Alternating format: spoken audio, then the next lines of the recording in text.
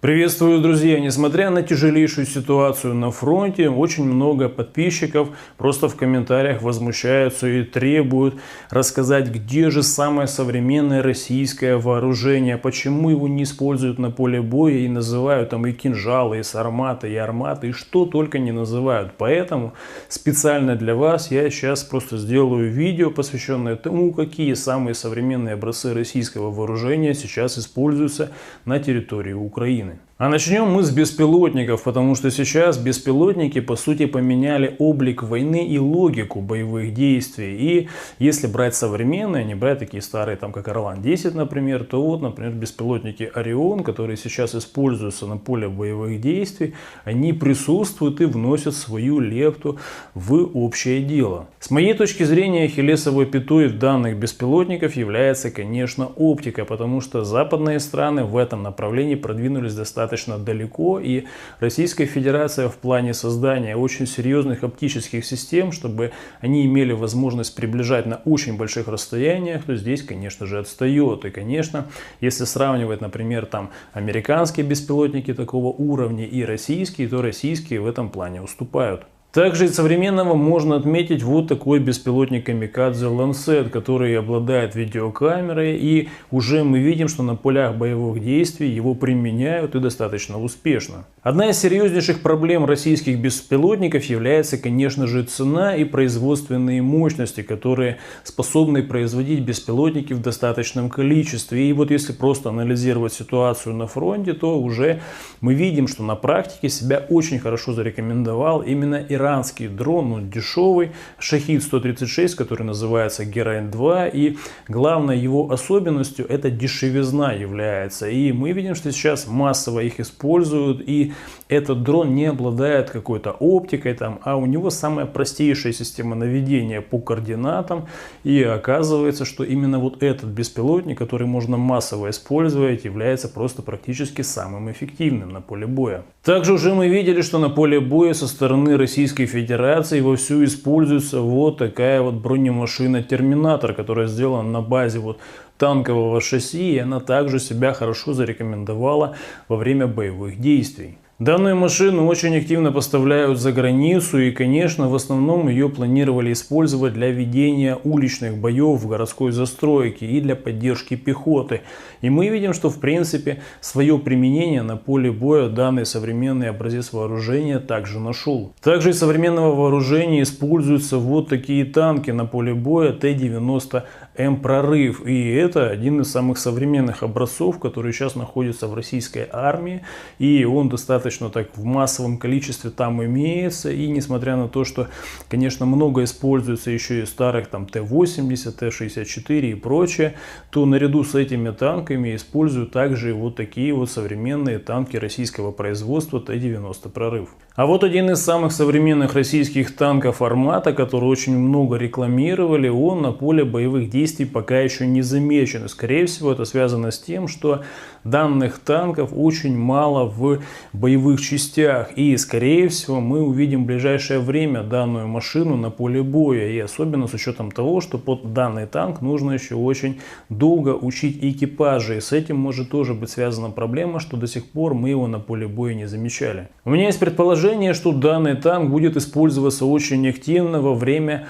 наступления через месяц-два, когда уже будут холода, потому что там этот танк сможет себя проявить на все 100, особенно с учетом вот наступательных действий. Также на различные бронемашины устанавливается самый современный российский модуль «Спица», и он, конечно, сейчас активно используется на поле боевых действий и достаточно успешно. И поэтому завод, который выпускает вот эти боевые модули «Спица», которые устанавливаются на разные шасси, в этом случае это вот шасси бронеавтомобиля, они сейчас очень серьезно нарастили производство. Но теперь вашему вниманию я хочу представить ракету, которая, скорее всего, будут уничтожать мосты через реку Днепр, потому что это ракета Х-22 советского производства, очень мощная ракета, очень дальнобойная, она выпускается с стратегических бомбардировщиков, потому что очень тяжелая и может доставить в принципе, на место примерно 900 килограмм взрывчатки. Такие ракеты уже использовались в Украине, например, когда нужно было уничтожить целое крыло большого здания, где проходило совещание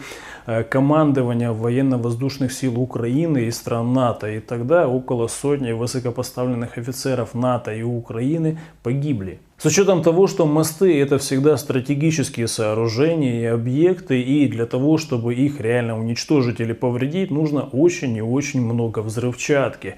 И если мы вот берем вот пример с американских Хаймарсов, то там по Антоновскому мосту, чтобы его только повредить, туда вложили штук 200 этих вот различных американских ракет. А вот такой вот одной ракеты хватит, чтобы обрушить как минимум один пролет любого моста через Днепр, который восстановить будет крайне тяжело. Также, друзья, напоминаю, что с полей боевых действий мне приходит очень много интересной информации, которую здесь на YouTube я не могу опубликовать, потому что тут есть масса ограничений. Поэтому все самое интересное я публикую себя в телеграм-канале, потому что там ограничений нет. Ссылка на мой телеграм-канал в описании и первым комментарием под видео. Кому интересно, переходите, смотрите, подписывайтесь. Также с учетом того, что очень много клонов сейчас моего телеграм-канала, публикую, как выглядит мой телеграм-канал, чтобы вы точно подписались туда, куда надо. Ну а мы продолжаем наш информационный блог про самое современное оружие Российской Федерации, которое используется в боевых действиях с блоком НАТО. И это, конечно же,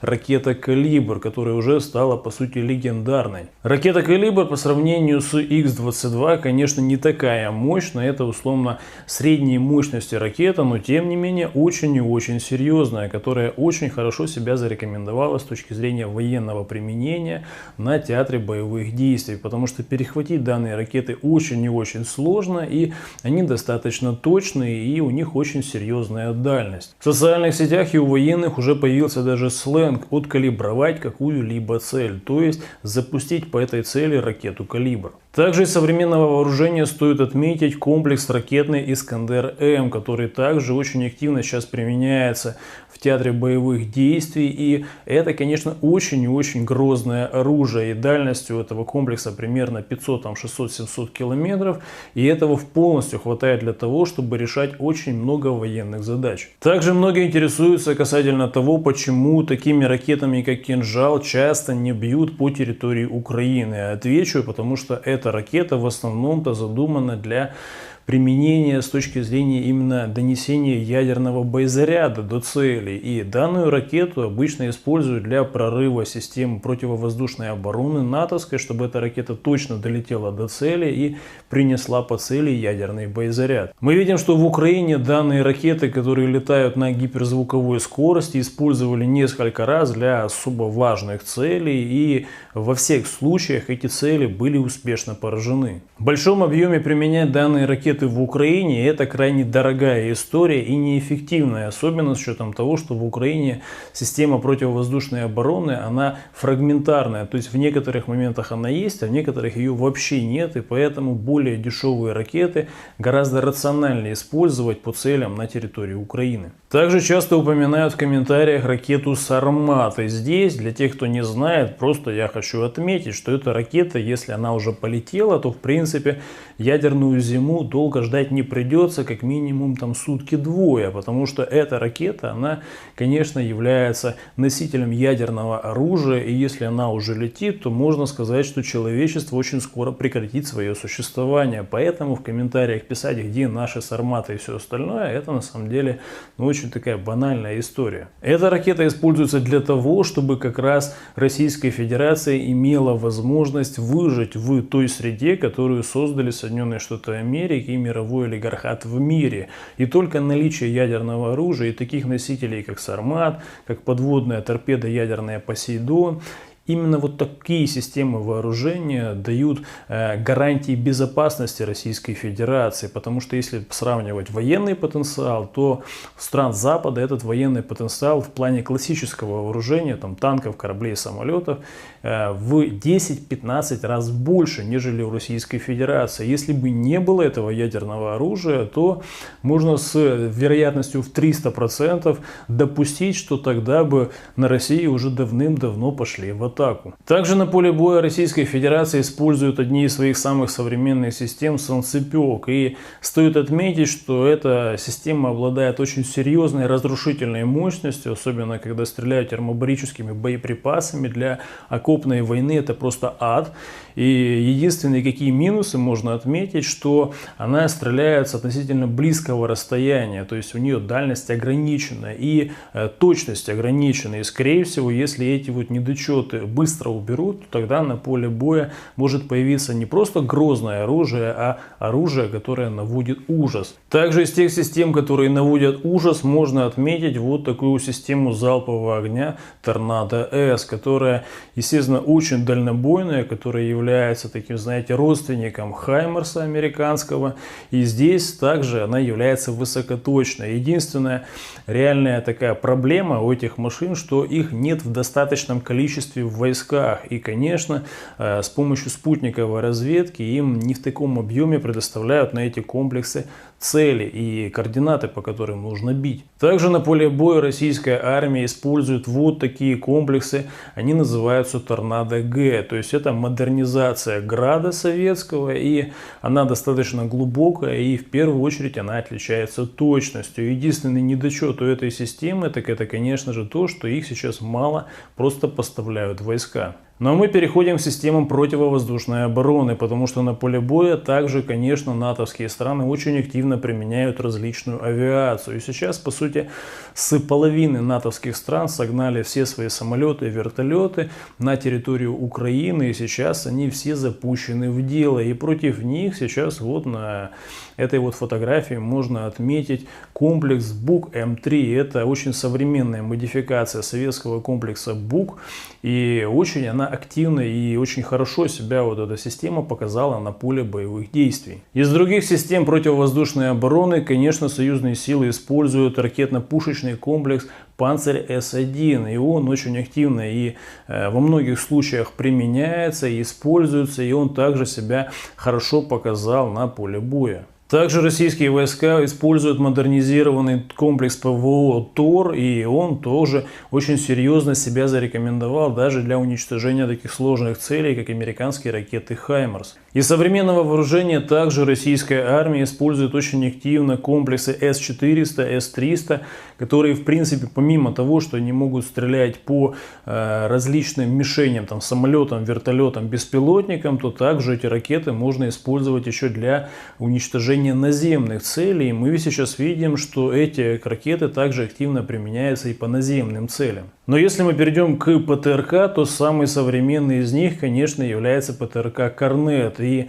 сейчас его просто массово используют на поле боевых действий. И это чуть ли не самая основная ракета, которой пользуются для того, чтобы уничтожать вражескую технику. И тут стоит добавить, что военная техника это не айфоны, которые выходят каждые 2 года или год, а это очень серьезные системы вооружения, которые выпускаются массово, поставляются в войска и применяются на поле боя. То есть время условно жизненного цикла у этих систем гораздо больше. Поэтому не стоит удивляться, когда мы видим на поле боевых действий советскую технику, которая по характеристикам ничем не отличается по сути от различных натовских образцов современной техники, потому что время жизненного цикла вот этих военных машин, он значительно больше, нежели, опять же, каких-то гаджетов. Также союзные войска очень эффективно на поле боя используют самый современный свой вертолет К-52, который еще и называют «Черная акула». И